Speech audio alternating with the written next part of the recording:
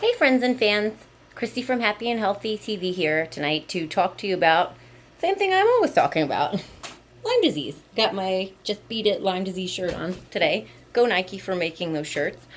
Um, so yeah, 100 days documentary of a girl with Lyme. Today is day 3. I figured let me give you a rundown of my crazy day today, and then talk to you guys about a pretty cool topic that's been coming up pretty often, at least in questions I've been getting fielded. Who do you listen to? ILADS, the International Association of Lyme Disease, or the CDC's guidelines? I hope I don't get in trouble for putting this video out, but as anybody knows me, I'm pretty blunt and I say what I want to say, so that's pretty important to me on our channel. So, give you guys an example. I was talking to quite a few Lyme patients last night. Very interesting conversations just regarding symptoms that we all seem to have, and how they overlap and or mirror each other, or as I always say, Lyme disease is like ice cream. They're all different shapes and sizes and flavors of it depending on what's going on. But here's the problem.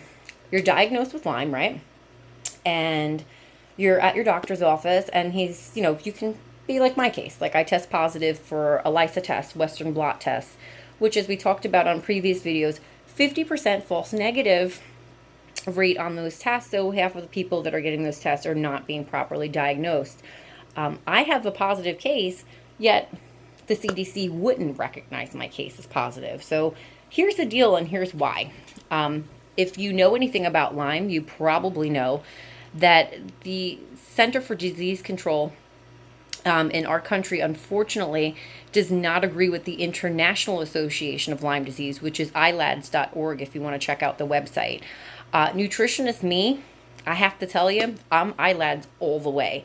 We're looking at an umbrella of research that's going on all across the entire world right now, looking at the European version of Lyme, the Asian version of Lyme, the American version of Lyme, and there are several different versions even within the United States.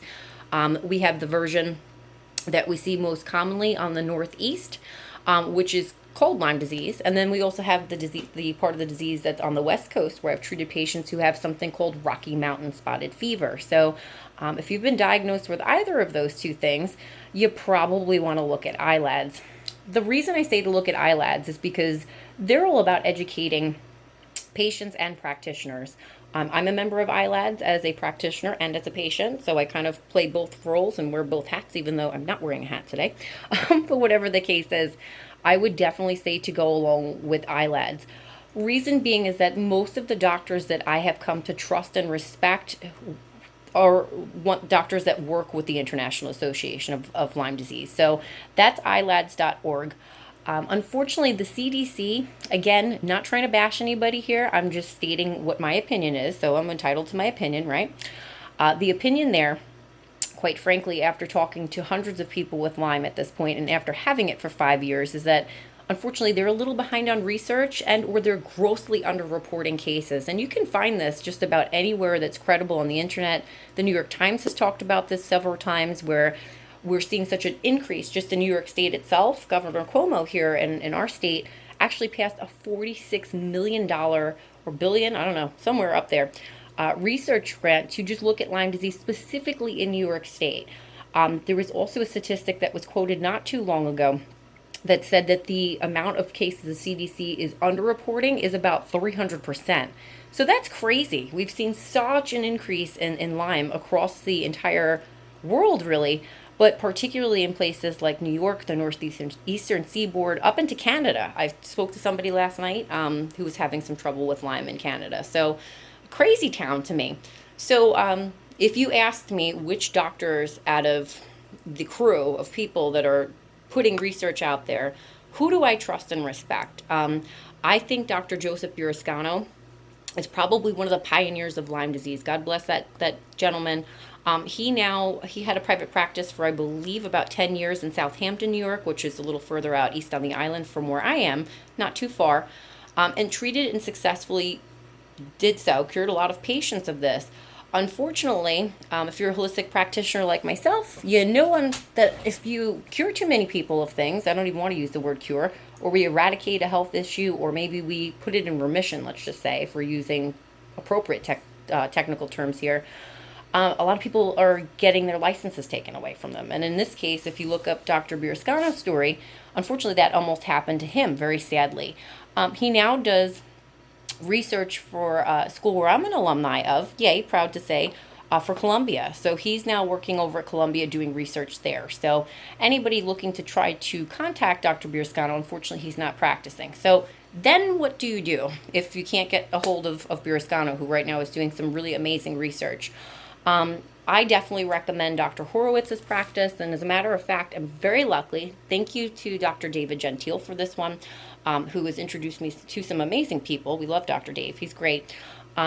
Went to a conference back in 2015 when I was in a little bit more of a remission than I am today, and I was able to actually hang out, sit at a conference with Dr. Horowitz as a keynote speaker, along with Dr. Gentile, who did an amazing lecture for that particular conference that was through Zymogen, which is a really great vitamin company. Anyway, lucky me, sitting in the first row, being the dork that I am, wanting to pick up and soak up all the information I could on Lyme, wound up sitting right down next to Dr. Horowitz himself, like the man himself. So he's sitting down next to me. Oh, you look pretty good for somebody with Lyme disease. Thanks, I appreciate that. We can thank Dr. Dave on the other side of the room where Dr. Gentile is waving, saying yay. So shout out to Dr. Dave for that and all the things he's done for me. But Dr. Horowitz is amazing. I really appreciate his research. I think he is definitely, and I know he's actually one of the top people that are out there fighting for Lyme, and actually got asked to serve on a board for the government. And I love what he says in his last video that I watched. He kind of wants to, go ahead and stick it to them a little bit and be like, well, this is what's going on. How are we helping people? So if you want to check out one of his books, since I'm doing this backwards, sorry guys, this is backwards, I'll have to read this to you. Why Can I Get Better is Dr. Horowitz's first book. I have his second book also. What is the title of the second book? Sorry, Lyme brain moment, everybody. I have it in my bedroom. I should have brought it out here with me. It's How Can I Get Better? So I was lucky. I actually borrowed this book from my local library. Sorry, library. And since I had brought it to the conference with me, I wanted it signed. You can see Dr. Horowitz wrote me a cute little note in the front in there, so I saved this.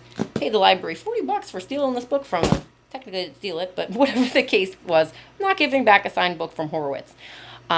Dr. Horowitz's theory, it looks at nutrition, it looks at pulsing antibiotics, which if you're not familiar with that, it's using separate antibiotics over periods of time so we don't create what we call a superbug. Definitely don't want a superbug. I have a really cute Supergirl tattoo, but I don't want to have a superbug, so I kind of joke around about that. That's really important if you're trying to take a look at the origin of Lyme disease. He talks about, which we'll speak about on another video. Can't wait to talk about that. That's a crazy one. In addition to really what can you do with some nutrition therapy. He's not too heavy into it, but he certainly is on top of it, and I appreciate him for that very much. In addition to the fact he's just a lovely person, he really has a great spirit about him. He's very, very much invested in helping people with Lyme. He's dedicated his entire career to this. So this guy's the man. His practice is in Hyde Park, New York, which is from where I am here on Long Island, upstate New York, not too far out. And I do know since he is so busy serving on all of these boards now, he is still taking on patients, but he has people working underneath him. So certainly if you look him up, you can find his clinic, and certainly somebody can help you out from there. I do believe there's a fairly long waiting list to get in to see Dr. Horowitz, which, any holistic, really great practitioner, you're going to find that, especially somebody of Dr. Horowitz's caliber. So again, his book, Why Can't I Get Better, is number 1. And then the second book he had out, How Can I Get Better? Read both. Excellent books. And they've helped me a lot through just trying to understand this disease better from every angle. He also talks a lot about co-infections and what role those have going on, so that's important. The second doctor I would absolutely recommend would be Dr. Klinghardt, which anybody that knows Lyme probably knows Klinghardt. His practice is over in Seattle on the West Coast, and still seeing patients as far as I know, which is phenomenal. My current Lyme doctor actually studied with Dr. Klinghardt for a very long time. So if you're going to look for somebody who is really on top of things here in New York anyway, Holistic MD, Dr. Michael Gurvich, Dr. Tia Trevisano, or the doctors that I'm seeing right now, a naturopath and an MD squished together, which works much better for me because as a nutritionist, I want to add nutrition therapy into whatever I'm doing to take care of myself. So Fortunately, they're here in a place called Glen Head, New York, which is in Nassau County on Long Island. There are certainly other doctors that are really privy to Lyme, but I would just recommend to check out ILAD. So what do you do if you got bit by a tick and your doctor is ignoring symptoms that you have that look like Lyme disease? I would go to ilads.org, where you can go ahead and request up to 3 doctors at a time, request their names, and go ahead and meet with these doctors. So those are called LLMDs, Lyme Literate Medical Doctors. That's really what you want to find. Again, no offense to anybody in the medical field, but I found, just in my experience, infectious disease, how do I say this without being rude? How rude, in the words of Michelle Tanner. Or Stephanie may have said that. I'm not sure. Big Full House fan. Whatever the case is, yeah, Lyme brain moments. See, I just forgot what I was talking about. It happens, unfortunately, frequently. Anyway, going to ilads.org, you'll get a list again of those three different doctors, and you pick and choose who you want to see. Now, again, infectious disease, a lot of the time is just going to look at a case if you test positive for more than 5 bands of Lyme disease, which to me, if I have a patient who's symptomatic and they test positive for it, I'm going to treat the patient, whether they have 2 bands or 5 or whatever. The CDC's guidelines currently, and hopefully this will change, is 5 bands. You have to test positive for at least 5 for infectious disease to recognize the case. Now, I'll share something with you. Personally, my sister-in-law, and I won't name which one of them because I have 5 brothers, so we won't say which one it is to keep her privacy intact, but recently also found out she had Lyme and called me up and was completely appalled at the fact infectious disease showed 5 bands for her. Wouldn't treat it, or they would, but they wouldn't cover any of the antibiotic therapy they wanted to give her, which in this case was in the form of a PICC line. I've been offered PICC lines in the past before due to the fact I have other autoimmune problems and high risks of infection and a whole bunch of other health issues, unfortunately, that arose from Lyme. I'm not a candidate for that.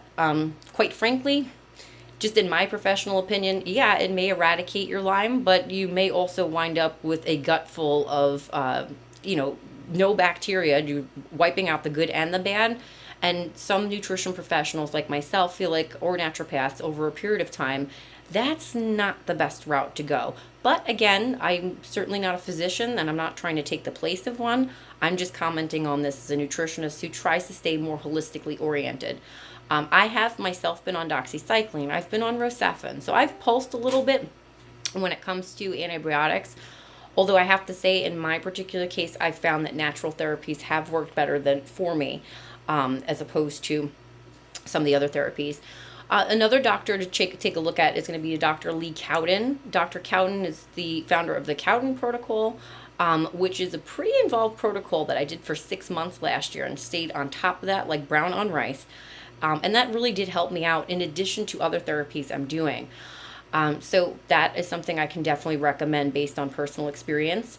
And I think that's pretty important to know that. So another thing with contacting ILADs, they're phenomenal. They give great information. They're extremely, extremely helpful, but you never know what kind of Lyme literate doctor you're going to get. So it kind of really all depends on your personal preference, whether you prefer to go to somebody who's more medically oriented or more holistically oriented, maybe nutrition oriented, like that type of thing. Again, my personal opinion is if you can squish both together, you're in a much better position because, what are drugs doing? I always call them, especially in my first book, the IBD Healing Plan and Recipe book, I call drugs a Band-Aid approach. Certainly I see a place and a need for drugs in certain situations, and certainly that they can save people's lives. I don't want to discredit or discount that in any way, shape, or form. I do have a problem, though, if somebody's going to be using drug therapy on a long term and thinking that's going to correct the underlying physiology/biology in the body, because guess what? It's just not. I kind of call it your body's ecosystem. If you're filling your body's ecosystem with crap, quite literally, and your body then over a period of time is not able to complete the functions that it's used to completing all by itself. So I think anything that takes away from that for too long of a period of time is probably not the best idea. So if we can fill that gap with nutrition, that's great because you are changing the underlying ecosystem of the body. And when I say nutrition, I don't just mean the food that you're putting in your mouth. I mean supplements. I'm looking also at environmental factors. Stress is a huge piece of Lyme disease that I think especially if you have damage to the autonomic nervous system and you're stuck in sympathetic nervous system dominance, which I see in a lot of my dysautonomic patients. That's going to be a problem. You, again, rebalancing that underlying physiology. Neuro. If you've got neuro stuff going on, that's a whole other Oprah show of things to be dealing with. So, really it depends on your particular situation. If you guys have any questions on this at all and you're not sure what to do, which route to go, please go ahead and leave a comment below in the comment box for me. Or you can always email me at Christy@happyandhealthywellness.com. And I'm happy to go ahead and help you, or check out one of my 3 awesome Facebook pages that I have that you guys are so cute on and send me all kinds of neat things. A lot of great support groups out there too. I highlighted one yesterday. I try to highlight one every single day because I think there are a lot of great ones out there. Let me see the one that I was most currently looking at. Let me pop back onto my computer here. Lyme disease support and wellness is a really great Facebook page to check out if you have questions. Personally, I think it's probably one of the best things you can do to reach out to another person with Lyme, because unless you have Lyme disease, you don't really get it. The saying, you need to walk a mile in somebody's shoes to really understand it. I had a friend of mine say to me the other day, she wished that she could be like Powder from that movie and just kind of touch somebody for 2 seconds so they would understand how they felt, and then hurry up and pull back and take it away. Because some of the stuff that goes on with us is just ridiculous. I can tell you guys that, from, if anybody knows me personally or has worked with me in the past before, back in early 2009, I was very fortunate to land a great job with Brain Balance Achievement Centers and get to work directly with Dr. Robert Malillo, who's amazing. So I always thank him for being my functional neuro guru, who taught me how to speak French, quote unquote. So that's a joke between the two of us, French, aka functional neuro. That's helped keep me alive for sure. Just having that background in neurology and so forth. So again, really important to find people that are looking at the whole picture and not just looking at the small puzzle pieces there. So, and also that people are understanding what's going on. This morning when I got up, just to give you an example, I went to go take a shower and water sounded like nails on a chalkboard.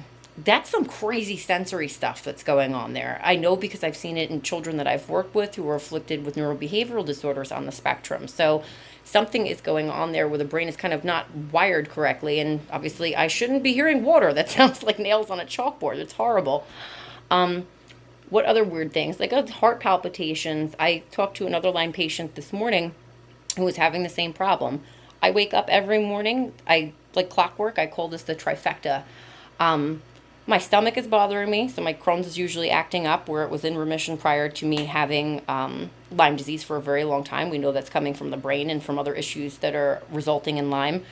I know that I have heart and lung issues now after my doctor's investigating this for quite a long period of time. So cardio and pulm failure, yeah, that'll cause some problems. But if you have Lyme carditis or costochondritis or anything like that, we see people that have chest pain frequently. The co-infection babesia causes air hunger. I happen to have that. Yay for me. I wound up with all kinds of cool stuff as a result of this, but it's taught me a lot, so I don't look at it from a negative perspective. But for me, just to get out of bed this morning, it took me like an hour and a half. I have a beautiful 10-year-old, and God bless him for being the most patient little boy I think there is on the planet, because he knows mommy takes a while to kind of just get going in the morning. I literally could not get out of bed for like 3 hours. It was driving me crazy. So this is going from somebody who I mentioned before, who was working a very high-level corporate job, in addition to running their own practice, in addition to writing a book and raising a single mother, raising a 3.5-year-old at the time. So yeah, I'm used to being super busy and being able to spin 15 plates at once and not let any plates fall down. I kind of joke around now. It's insane how do I put this? How much my life has had to change a little bit as a result of this. So one of the things I do want to say as an encouragement was talking to other people who have Lyme, several that I spoke with this morning, all with kind of similar symptoms, other people saying that they had headaches and they felt like their head was going to explode. That happens to me sometimes. Or my entire face will start hurting, like my jaw, the back of my neck. I get like a headache behind my eyes. I very rarely get a headache, so if that comes along to me, that I call that a Lyme headache. I've had that headache before when I was diagnosed with Lyme meningitis. So, it's always concerned there's some sort of inflammatory issue with the brain going on, and that would make sense in this particular case if you have bacteria and fungus and parasites attacking your brain like I do. So we're doing everything we can to fight against that. My point to this is, despite all of that craziness that was going on this morning, I have to take care of my child. And like most of you guys, maybe have to go to work or whatever you're doing. I'm still doing work on the side, writing 2 books, still seeing patients from home anyway. So yeah, my schedule isn't as crazy as it used to be, but having to take care of my child is my number one priority. So fortunately, I was able to go spend some time in the pool with him today. I had a little more energy after that, so we were practicing doing flips on the trampoline. And yes, I am 35 years old and can still do flips and cartwheels on a trampoline and on the ground too, so not too bad. I try to keep myself in pretty good shape despite everything that's going on. Most of you guys know I'm an avid runner. I'm obsessed with running. I talk about it frequently. That has been a saving grace for me. But last year I was running 5Ks. This year I'm lucky if like once every 2 weeks I get this like spurt of energy and it's like, oh, let me go run for a few miles. Probably wouldn't recommend that at this point in time, only because I have like 5 doctors telling me not to do that. But again, anybody that knows me, especially Dr. Gentile, he'll laugh at this because he calls me trouble. And the reason he calls me trouble is because I'm a little bit of a pain in the ass when it comes to listening to that stuff. Not because I want to be defiant in any way, but because I feel, again, if you don't use it, you lose it. So I want to keep my lung capacity as good as I can. I want my heart function to be as good as it possibly can. So look, there might be some days where I can just swim in the pool. That's cool. Better than not moving, right? Or maybe I'm jumping up and down on the trampoline. Good for you. Drains out your lymphatic system. There's nothing wrong with that. But I have to watch and be very careful because, it might be tomorrow. I can wake up and be totally wiped out. And anybody else with Lyme can understand that. So, or with a late stage case of Lyme. Mind you, on this video, I'm referring to late stage cases of Lyme. I'm not referring to what we call early decimated Lyme, which is when you just get bit by a tick. I do believe that's pretty well treatable. But again, it depends on what doctor you're seeing and their knowledge set. And that's where the divide is. That's what this conversation really is about today. The CDC is telling us one thing. ILADS is telling us something else. I can tell you from having participated in research studies before and worked on research studies, the best research comes from Germany, Israel, Cuba even puts out some really great research. Harvard, United States, there's in Colombia, there are some really great places to look at. But the NIH, believe it or not, the National Institutes of Health, doesn't agree with ILADS. So I'm looking at the world as an umbrella and looking at everything underneath it and saying, well, why would we just look at one government entity from one country? Specifically from a country that, mind you, in a WHO study back in, I think, 2010, which I quoted in my first book, ranked the United States number 37 out of 40 industrialized countries in health. 37. Like, not 37 good. Like, 37 like we're at the bottom of the totem pole. What is going on in the United States right now, ladies and gentlemen? Doesn't anybody wonder that? I have to tell you, I do. Because if you think about it, France, by the way, was the one who won that. Not too far after Germany, Israel was on that list as well, that were up at the tippy top in terms of how well that they're doing with healthcare. The United States spends more money per capita on healthcare than any other industrialized nation, yet we rank 37. On the bottom, we should be embarrassed to be Americans for that, in that regard. No offense, I love my country. My dad has these really cool shirts that says, I love my country, but I fear the government. Should so be wearing that shirt right now. Because I'm wondering, what is going on here? Again, we're spending so much money on healthcare, but what are we getting out of it? Here's the catch-22 on that. As you guys know, most Lyme literate doctors do not take any health insurance. So that's the other part of the problem. Excuse me. Lyme needs to become a covered disease, a covered medical expense, period. People should not have to be spending hundreds of thousands of dollars and wiping out bank accounts or losing their homes to pay for Lyme treatment. Like, you got to be kidding me. And this is where I really agree with the ILADS model. There are really some interesting treatments that are coming over. Most of the treatments I do, or I'm doing right now, are all imported from Germany. I think that's funny. I'm half German, so like half of the stuff I'm getting is coming from there. But there's a reason why that is, and we'll talk about that on another video that gets a little bit more into the history of Lyme and where it came from and all that happy stuff. But again, ilads.org, ilads.org. Definitely check out that website. And you can go ahead and pull up the CDC's guidelines too. I think that's cdc.gov.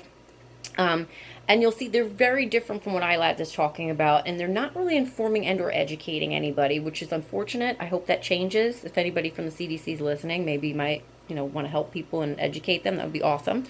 Kudos for you if you do that.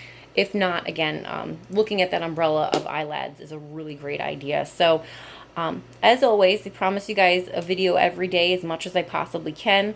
Today is my day 3 video. Hopefully I'll be well enough to do a video tomorrow, but I try to do them whether I feel well or not, because you guys really need to see what goes on with somebody with late stage Lyme and how it really just affects your health. So I think I'm going to do all my videos from my kitchen now, because I have not noticed my kitchen is promoting Lyme disease awareness with its color right now. So was not thinking about that when I repainted my kitchen prior to me being diagnosed.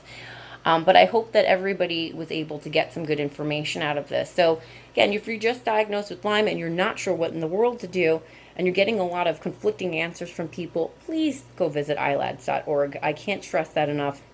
And I think that you'll be pretty pleased with the amount of information you can find there. You may also be wondering, why don't they just publish all of the Lyme literate doctors that are practicing on their website? Well, there's reason for that, and we'll certainly talk about that on another video. The primary reason is that a lot of physicians, unfortunately, are getting in trouble for treating and curing Lyme because they're not following the CDC's guidelines. So again, some people may feel comfortable with that, like myself. I prefer not to follow CDC guidelines. Maybe you want to follow CDC guidelines. That's completely up to you. My job is just to educate you, open up a dialogue, and here and there I'll give my opinion. But again, everybody has the right to treat their disease in the way or fashion that they see is appropriate. But just based on 5 long years of crazy experience with Lyme disease, that's been my personal experience. So I'd like to share that with you guys tonight. So again, any questions, guys, leave those in the comment box for me below. Again, you could always email me at Christy@happyandhealthywellness.com. Or if you need any more additional help, you can certainly give our practice a call at 631-835-5003. Well, it's been a pleasure talking with you guys tonight, guys, and I really appreciate the time and you guys listening. And I'm just trying to help as many people as I can.